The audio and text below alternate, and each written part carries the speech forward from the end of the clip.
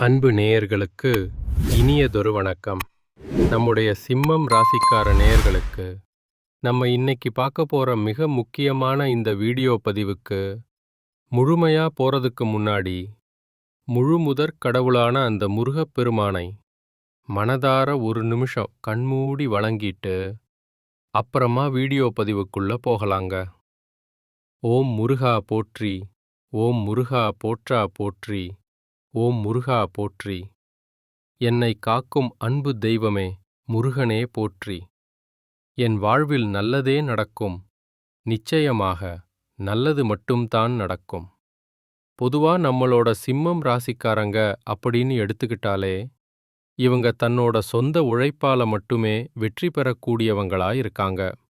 குறிப்பா சொல்லணும்னா குறிவிலகாத அம்பு போல தன்னோட வாழ்க்கையில ஒரு குறிக்கோள் வச்சு அது தவறாம இவங்க வாழ்ந்துகிட்டு இருக்காங்க. பேசியே மற்றவர்களின் மனசுல இடம் பிடிக்கக்கூடியவங்கன்னு யாரையாவது சொல்லணும்னா அது நம்ம சிம்மம் ராசிக்காரங்க தாங்க. இவங்க என்ன பண்ணுவாங்கன்னா, தனக்குள்ள எவ்வளவோ கஷ்டங்கள் இருந்தாலும் அந்த பிரச்சனைகளை வெளியே யார்கிட்டையும் சொல்லாம வெளிக்காட்ட ரொம்பவும் தயங்குவாங்க. பரவாயில்ல, நீ எனக்கு துரோகம் பண்ணிட்ட, ஆனாலும் நீ நல்லா இருந்துட்டு போ அப்படின்னு சொல்லி மன்னிச்சு பழகினவங்க தான் நம்மளோட சிம்மம் ராசிக்காரங்க. இவ்வளவு அருமையான, இவ்வளவு உன்னதமான நற்குணங்களைக் கொண்ட என் அன்பு சிம்மம் ராசிக்கார சொந்தங்களே, எல்லாரும் எப்படி இருக்கீங்க? எல்லாரும் நலமா, சௌக்கியமா இருக்கீங்களா? என்னம்மா நீங்க வேற வேலை இல்லாம எங்கள பார்த்து இப்படி ஒரு கேள்விய கேக்குறீங்களே? இப்போ எங்கள பார்த்தா நாங்க நலமா இருக்கிற மாதிரியா தெரியுது? நாங்களே ஒவ்வொரு நாளும் கண்ணீர் சிந்தி வாழ்ந்துகிட்டு இருக்கோம். நாங்க எப்படிம்மா நலமா இருக்க முடியும் அப்படின்னு உங்க மனசுல நீங்க நினைக்கிறது எனக்கு நல்லாவே புரியுதுங்க. என் அன்பு சிம்மம் ராசிக்காரர்களே, தயவு செஞ்சு கலங்காதீங்க. உங்க வாழ்க்கையில இருக்கக்கூடிய இந்த துன்பமான சூழ்நிலை எல்லாமே இனி வரக்கூடிய காலங்கள்ல வெயில்ல வச்ச பனித்துளி போல கானல் நீரா மறையப் போகுதுங்க. இது நாள் வரைக்கும் திருமணம் ஆகாதவங்களுக்கு அந்த திருமணத் தடையெல்லாம் பூரணமா நீங்கி கெட்டி மேளம் கொட்ட திருமணம் நடக்கப் போகுது. அதே போல குழந்தை பாக்கியம் இல்லாதவர்களுக்கு வீட்ல தொட்டிலாடப் போகுது. மழலை செல்வம் கிடைக்கப் போகுதுங்க.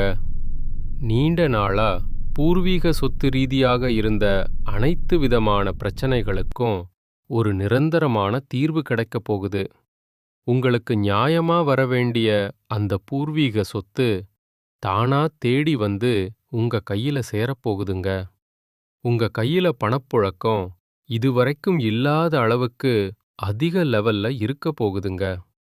அது மட்டும் இல்லாம உங்கள வேண்டாம்னு உதறி தள்ளிட்டு போன சொந்த பந்தங்கள் எல்லோருமே இனி வரக்கூடிய காலங்கள்ல நீங்க வேணும்னு சொல்லி உங்கள தேடி வரப்போறாங்க.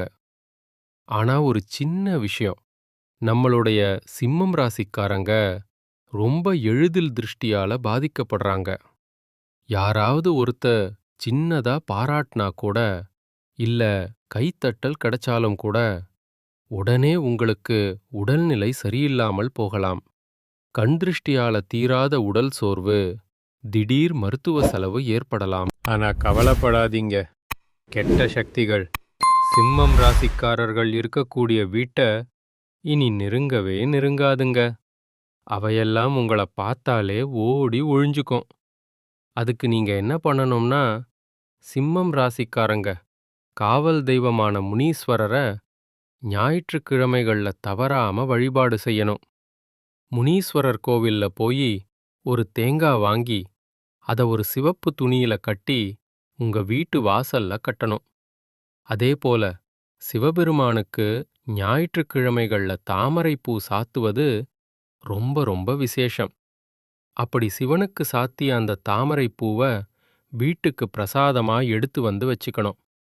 ஒருவேளை உங்களுக்கு தாமரைப்பூ கிடைக்கல அப்படின்னா கவலைப்படாதீங்க. தாமரை கொட்டை மாலை விக்குது. அத வாங்கி சிவன் கோயில்ல சாத்தி அத வீட்டுக்கு எடுத்து வந்து உங்க சாமி அறையில பத்திரமா வச்சிரணும். ஒவ்வொரு ஞாயிற்றுக்கிழமையும் இத நம்பிக்கையோட செஞ்சுக்கிட்டு வாங்க. ஞாயிற்றுக்கிழமைகள்ல சூரிய பகவானுக்கு உரிய சூரிய காயத்ரி மந்திரத்த நீங்க சொல்லணுங்க. மந்திரம் தெரியலன்னா, ஓம் சூரியனாய நமக்க அப்படிங்கிற இந்த எளிய மந்திரத்த ஒரு 108 முறை சொல்லிக்கிட்டு வாங்க. சிம்மம் ராசிக்காரங்க, கண்டிப்பா சிவன வழிபாடு செய்யணும்.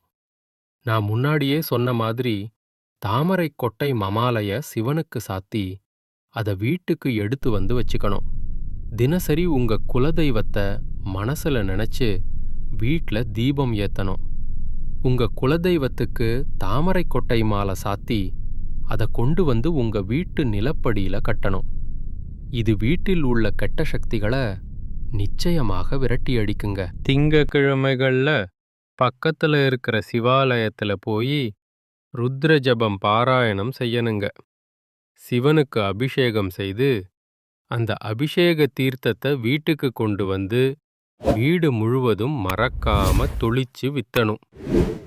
இது தொழில்ல இருக்கக்கூடிய போட்டிகள், பொறாமைகள், கண் திருஷ்டிகள், உடல் உபாதிகள நிச்சயமாக வேரோட நீக்கிருங்க. வீட்ல எப்பவுமே ஒரு வசீகர சக்தி இருந்துகிட்டே இருக்கணுங்க. அதுக்கு ஓம் ஸ்ரீ ஹரிஹரசுதன் ஆனந்தத சித்தன் ஐயன் ஐயப்ப சுவாமியே சரணம் ஐயப்பா என்ற இந்த சக்தி வாய்ந்த மந்திரத்த தினமும் சொல்லிக்கிட்டு வாங்க. இது நீங்க அறிஞ்சோ அறியாமலோ செஞ்ச பாவங்கள விலக்கி உங்க மனச எப்பவும் சுத்தமா வச்சிருக்க உதவுங்க. உங்கள் வீட்டில் இருக்கக்கூடிய கெட்ட சக்திகள் நீங்க. நீங்க இந்த விஷயங்களை எல்லாம் கண்டிப்பா கடைப்பிடிக்கணுங்க. செவ்வாய்க்கிழமை தவறாம முருகனை வழிபாடு செய்யுங்க. தினமும் மாலை நேரத்துல வீட்ல நல்லெண்ணெய் இல்லனா நெய் விளக்கு ஏத்துங்க. ஓம் சரவண பவ அப்படிங்கிற மந்திரத்த தினமும் ஒரு 11 முறை சொல்லிக்கிட்டு வாங்க. வாரம் ஒரு முறை அம்மன் கோயிலுக்கு போயிட்டு அம்மன மனதார வணங்கிட்டு வாங்க. பிரதோஷ நாட்கள்ல சிவபெருமான போய் வணங்கிட்டு வாங்க. செவ்வாய்க்கிழமை அன்னைக்கு அசைவம் சாப்பிடுறத தவிர்ப்பது உங்களுக்கு ரொம்ப ரொம்ப நல்லதுங்க. குங்கும அர்ச்சனை செய்யறது ரொம்பவும் விசேஷம்ங்க. வீட்ல எப்பவும் கொஞ்சம் வேப்பிலைய வச்சிருங்க. நவக்கிரகத்தில செவ்வாய் பகவானுக்கு வழிபாடு செய்யுங்க. வீட்ல திருஷ்டி பொம்மைய வாசல்ல தொங்க விட்டுருங்க. செவ்வாய்க்கு கிழமைகள்ல முடிஞ்ச வரைக்கும் சிவப்பு நிற உடை அணிஞ்சுக்கோங்க. நெற்றியில எப்பவும் குங்குமம், சந்தனம் வச்சுக்கோங்க. வலது கையில செம்பு காப்பு போட்டுக்கோங்க. வாரத்துக்கு ஒரு முறை கடுகு, உப்பு வச்சு திருஷ்டி சுத்தி போட்டுக்கோங்க. வீட்டை தினமும் சுத்தமா வச்சுக்கோங்க. உடைஞ்ச கண்ணாடி, தேவையில்லாத பழைய பொருட்களை எல்லாம் தயவு செஞ்சு உடனே அகற்றிருங்க. நீங்க வெளிய போறதுக்கு முன்னாடி உங்க இஷ்ட தெய்வத்தை மனசுல நினைச்சிட்டு அப்புறமா வெளியில கிளம்புங்க. சரியான நேரத்துல, உறங்குற நேரத்துல உறங்குங்க. காலையில வெறும் வயிற்றுல வெந்நீர் குடிங்க. வாரத்துக்கு ஒரு நாளு நல்லெண்ணெய் தேய்த்து தலைக்கு குளிங்க. கோபத்தை எப்பவும் கட்டுப்பாடோட வச்சுக்கங்க. தேவையில்லாம பெருமை பேசாம இருக்கிறது உங்களுக்கு ரொம்பவும் நல்லதுங்க. எல்லோர்கிட்டயும் உங்க ரகசியத்தை பகிரக்கூடாதுங்க. மனம் கலங்கும்போது அமைதியா, மௌனமா இருந்துக்கோங்க. தினமும் குறைஞ்சது ஒரு 5 நிமிஷம் தியானம் பண்ணுங்க. தீய வார்த்தைகளை பேசுறத தவிர்த்துருங்க. எதிர்மறை எண்ணங்கள் கொண்ட மனிதர்களிடமிருந்து கொஞ்சம் தூரமாவே இருந்துக்கோங்க. பொறாம, கோபத்தை குறைச்சுக்கோங்க. பிறரை மதித்து பேசுங்க. தினமும் நன்றி சொல்லும் பழக்கத்தை வச்சுக்கோங்க. செவ்வாய்க்கிழமை அன்னைக்கு சுண்டல், பச்சை பயிர தானமா கொடுங்க. ஏழைகளுக்கு அன்னதானம், உணவு வழங்குங்க. பொன்னாங்கண்ணி கீரை, அகத்திக்கீரைய உங்களுடைய உணவுல அடிக்கடி சேர்த்துக்கோங்க. காரம் அதிகமா சாப்பிடாதீங்க. முடிஞ்ச வரைக்கும் காரத்தை தவிர்த்துக்கோங்க. வாரத்துக்கு ஒரு நாள் பழம் மட்டும் சாப்பிட்டு விரதம் இருங்க. வெல்லம் கலந்த நீரை தினமும் குடிங்க. சிவப்பு நிற பூக்களை தானமா கொடுங்க. வீட்டில் தினமும் விளக்கு முன்னும் ஒரு டம்ளர்ல நீர் வச்சிருங்க. எலுமிச்சை, மிளகாய் இதையெல்லாம் வாரம் ஒரு முறை மாற்றுங்க. இரவு தூங்குறதுக்கு முன்னாடி உங்க இஷ்ட தெய்வத்தை நினைத்து பிரார்த்தனை பண்ணிட்டு தூங்குங்க. செவ்வாய்க்கிழமை மாலை நேரத்துல நீங்க செய்யக்கூடிய ஒரு அற்புதமான பரிகாரம் என்னன்னு இப்ப பார்க்கலாம்.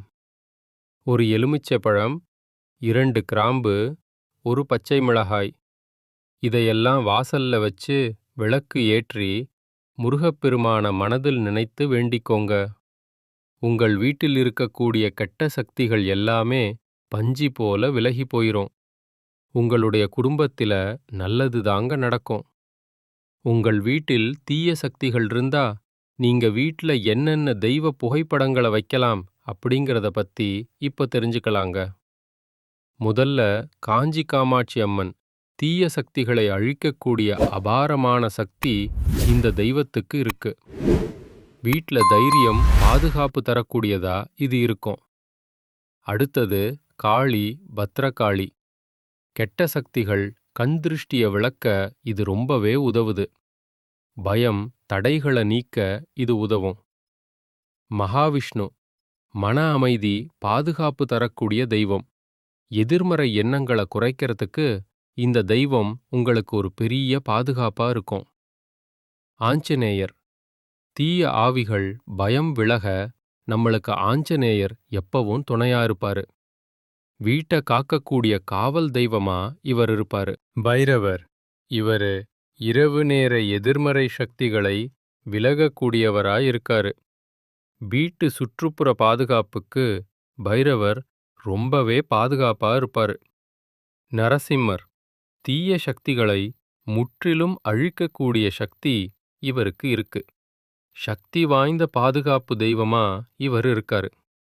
சாய்பாபா, மன அமைதியை அளிக்கக்கூடிய தெய்வமா இருக்காரு. தீய எண்ணங்கள், கவலைகளை விளக்க இவர் எப்பவும் துணையாயிருப்பாருங்க. வீட்ல வடகிழக்கு மூலையில நீங்க இந்த தெய்வ புகைப்படங்களை வைக்கலாங்க. கிழக்கு அல்லது வடக்கு சுவர் இருக்கிற இடத்துல நீங்க தெய்வ புகைப்படங்களை வச்சிங்கன்னா தெய்வ அருள் முழுமையா உங்களுக்கு கிடைக்குங்க. மனிதனா பிறந்த ஒவ்வொருவருக்கும் ஆசை இருக்கதாங்க செய்யும். ஆனா அந்த ஆசைகளை அடைய நம்ம நினைச்சா மட்டும் பத்தாதுங்க. முழு மனசோட நம்மளுடைய ஆசைகளை அடைவதற்கான வழிய ஒவ்வொரு நாளும் என்ன பண்ணணும்னு யோசிச்சு அதற்கான திட்டங்களை தீட்டி உழைச்சுக்கிட்டே இருக்கணுங்க. உழைச்சா நிச்சயமா நம்மளுடைய ஆசைகள் எல்லாமே நிறைவேறிருங்க. உங்க வாழ்க்கையில இனி வரக்கூடிய காலங்கள்ல உங்களுடைய அனைத்து ஆசைகளும் ஒவ்வொன்னா நிறைவேறப் போகுது. அப்படி ஒவ்வொரு மனிதனுக்கும் இருக்கக்கூடிய பொதுவான ஆசை என்னன்னு பாத்தீங்கன்னா, 16 செல்வங்களையும் அடைந்து வாழணும் அப்படின்னு தான் ஒவ்வொரு மனிதனுடைய ஆசையும் இருக்குதுங்க.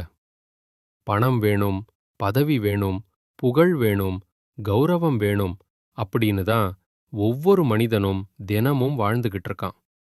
அதை நோக்கிய பயணத்தை தான் ஒவ்வொரு நாளும் மனிதன் வாழ்ந்துகிட்டு இருக்கான். ஒவ்வொரு நாளையும் ரசிச்சு வாழ்றது கிடையாது எந்த ஒரு மனிதனும். ஏதோ ஒரு போராட்டத்துல தாங்க. இந்த உலகத்துல ஒவ்வொரு நாளும் வாழ்க்கைய வாழ்ந்துட்டு இருக்காங்க.